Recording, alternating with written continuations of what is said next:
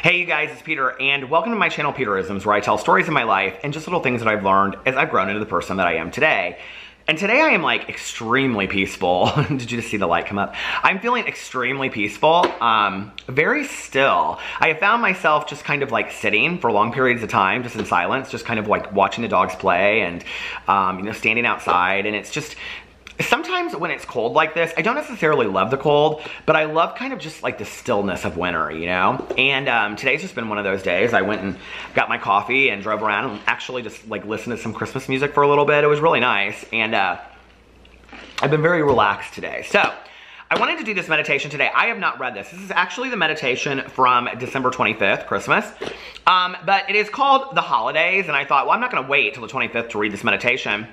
I think I'll read it today on here, and then we can discuss a little bit about like getting through the holidays and how holidays are tough. In fact, I may do a couple videos on that. My perspective in the last, 10 years since my mother has passed away on holidays has really changed a lot. And I think my attitude back in the day was, I've always loved holidays. Like Halloween's my favorite holiday. I love Christmas, especially Christmas Eve. But back in the day, like I would get very sad, kind of melancholy, on Christmas Day towards the afternoon, kind of like this whole buildup is over and, now it's all done. And my husband and I are kind of trying to plan a trip like right after Christmas so that we have something to look forward to. And we've kind of been looking at some different places. It may not happen. But there's also some things that we do for New Year's, like we go do stuff with our friends every year. So we were talking about that last night. So we want to have something to look forward to, after Christmas. Because I think the buildup of all of that, sometimes it's hard. And I think being around certain family members that we're not usually around for long periods of time is hard as well. And I think for me, often in the past, that was something that I struggled with.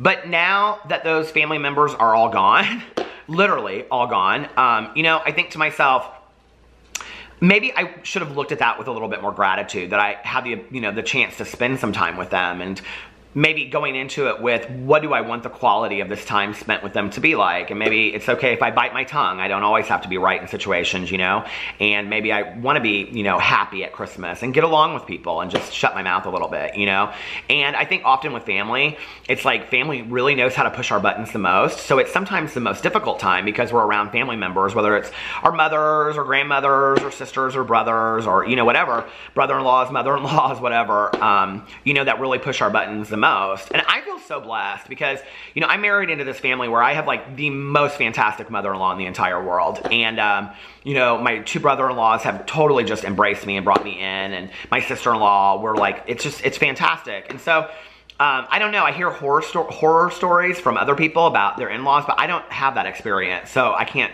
sing to that whatsoever. But I think, it's also there are things about it that I struggled with at the beginning, like how long a night is, like my family's Christmas was literally in and out, and theirs is like 7 or 8 hours. In fact, we're going over there for my brother-in-law's birthday tonight. We celebrated the other night, and this is another party tonight. That's the other thing. They have like 4 parties, and this will be a lot. This will be like 30 people, and there'll be a karaoke machine, and it'll go on and on. But I love it today. When I first came into the family, I was so used to having like only 3 or 4 family members, so it was really hard for me. And change is something over time that I've learned to accept instead of be resistant to. And now I love that stuff, It's what makes me love that family, my family, so much, is that I'm part of this just like wild craziness that occurs. And, and they don't even care if I take a nap in the corner and they're all dancing and whatever, It's just like they just want me to be part of all of that. They want me to be part of all of that. And that's something today that really, it just means the world to me. So I know holidays are really hard for a lot of people, and there's a lot of people out there that have nobody, that when people are complaining about having to spend time with their family, they're like, I wish I had people to spend time with, And I think that's one piece of gratitude that maybe if any of us are going into Christmas like, oh, I don't want to have to see my mom or, whatever, all this, that to think to yourself, there's somebody out there that will be completely alone for Christmas. And the last 2 years that I've done YouTube, I've gotten emails from people that have said, thank you for making videos because you got me through the holidays. I literally have nobody. And I remember, I think it was last year, somebody sent me an email, and it just was so sweet. And the pictures of like, they had bought themselves presents and wrapped them and stuff. And I thought, you know, this person has really made the most of their situation, and I love it. I loved that, you know, and just embrace their situation. And so just remember, there are people out there that are very, very lonely right now that really don't have anybody, you know, and there are people that won't even make it to Christmas this year, and there are people that, you know, will just make it to Christmas and maybe not much further. So I think for me, it's always looking at things with gratitude. Okay, let's get into the meditation. The holidays. Sometimes the holidays are filled with the joy we associate with that time of year. The season flows. Magic is in the air. Sometimes the holidays can be difficult and lonely. Here are some ideas I've learned through personal experience and practice to help us get through difficult holidays. Deal with feelings, but try not to dwell unduly on them. Put the holidays in perspective. A holiday is one day out of 365. We can get through any 24-hour period. Get through the day, but be aware that there may be a post-holiday backlash. Sometimes if we use our survival behaviors to get through the day, the feelings will catch up to us the next day. Deal with them too. Get back on track as quickly as possible. Find and cherish the love that's available, even if it's not exactly what we want. We talked about that yesterday with expectations. I have like this hair on the end of my hat. We talked about that yesterday with expectations, right? Instead of like trying to force what we want, take what is given, you know? Find and cherish the love that's available, even if it's not exactly what we want. Is there someone we can give love to and receive love from? Is there someone we can give love? Oh, I just read it twice differently. Recovering friends. Is there a family who would enjoy sharing their holiday with us? Don't be a martyr. Go. There may be those who would appreciate our offer to share our day with them. We are not in the minority if we find ourselves experiencing a less than ideal holiday. How easy but untrue to tell ourselves the rest of the world is experiencing the perfect holiday and we're alone in conflict. We can create our own holiday agenda. Buy yourself a present. Find someone to whom you can give. Unleash your loving, nurturing self and give in to the holiday spirit. Maybe past holidays haven't been terrific. Maybe this year wasn't terrific. But next year can be better, and the next a little better. Work toward a better life, one that meets your needs. Before long, you'll have it. God, help me enjoy and cherish this holiday. If my situation is less than ideal, help me to take what's good and let go of the rest. There was no period at the end of that, so I guess it's just a thought that lingers into the world. I think that's so true. Oh, we Radley just jumped up on the ottoman. I think that's so true, you know. I think so much of it is true, you know, and I think it's like, maybe not like dwelling on the conflict and, you know, the arguing and all that kind of stuff, but just to kind of focus on the good times while you're sitting there, you know? And I think some things that like have worked for me in the past is that like I can always like leave for a second. You know, I don't have to leave for good. You know what I mean? Like I don't have to go, screw you guys, I'm out of here. You know what I mean? But like I can go and say like, hey, I'm gonna go to the gas station and get a cup of coffee. Do you know what I mean? Like, or hey, I'm just gonna like go drive around for a second. I have to call my best friend or I have to call my sponsor or whatever, you know? Like I don't have to stay in that situation. I can go and take a breather. I'm totally allowed to do that. You know what I mean? Even if it's just a walk down the street, sometimes the power of a 10-minute walk is profound, you know, that like fresh air and all of that, to just get outside, you know, or just even like just look for a window or just look out a window like I've been talking about in my vlog. Or maybe even just saying to people, hey, can you just give me a little bit of time? Like I need, you know, a couple minutes.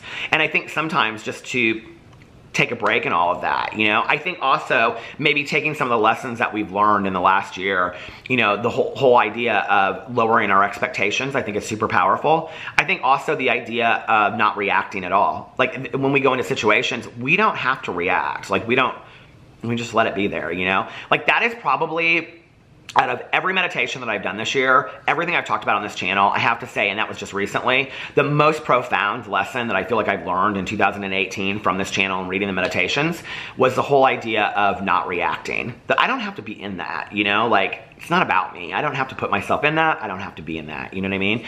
And I think it's a really good lesson to practice as we're going into the holidays with our families.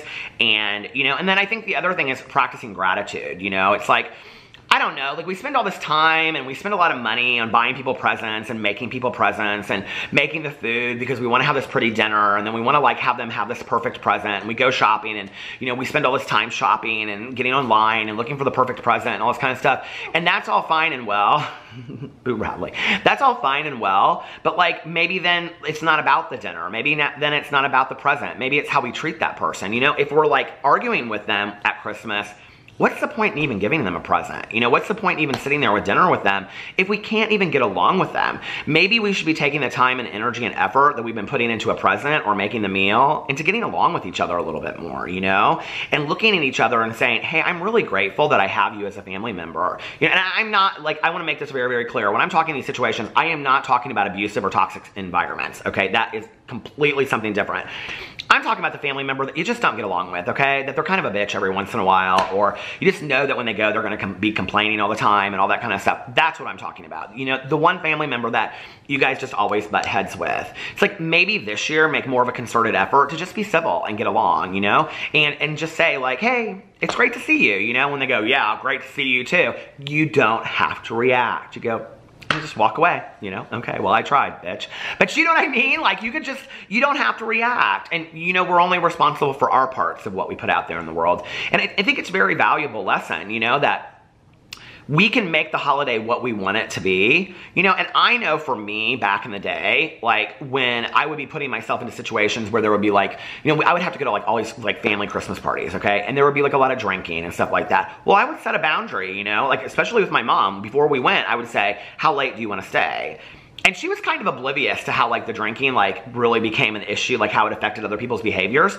And she would say like, well, what do you mean? Like the drinking doesn't bother me. I go, well, the drinking doesn't bother me either, but the behaviors that come from it do. And I don't want to be sitting here, you know, at 1 o'clock in the morning when you're arguing with somebody because your feelings are hurt because of something that they said because they had too much wine. You know what I mean? So let's set a boundary. What time should we leave by? And she'd say, let's leave by, you know, 10:30, 11. I'd say, okay. So by 11 o'clock, we would be back here at the condo, sitting around, drinking coffee, kind of talking about the night. And it usually always ended pretty good, you know? So I think it's important with any situation that we're going into have limits and boundaries, you know? And also if we find ourselves getting too heated, to come up with an exit plan before we get into it. And I think also being grateful, you know, for one more Christmas, one more holiday, whatever it is you celebrate, New Year's, you know, being grateful for one more year ahead of us and really taking a look at the fact that there are a lot of people out there that do not have this year, you know. And one of the things that I'm always extremely grateful for is my sobriety, and my sobriety birthday is coming up, you know. And it's always a good, I talked at length on my vlog last night, at length about my first couple, you know, this time of year in treatment. And one of the things that's really always, you know, important to me to remember is that there are addicts and alcoholics out there that will not make it to Christmas, or their families are suffering, wondering where they're at, and they're scared for them, you know? And I have to remember that I was given the gift of recovery, I was given the gift of life, and I have to remember that. And whatever you believe in, whether it's the universe or God or a higher power or whatever, you know, that life to some degree each day that we go through is a gift, and it's what we make of it. And, you know, at least that's how I choose to look at it today. And I know that there are a lot of people out there that are suffering. And, you know, my hope for 2019 is that everybody gets a little bit more of what they wish for. I love you guys, and I will see you tomorrow. Bye.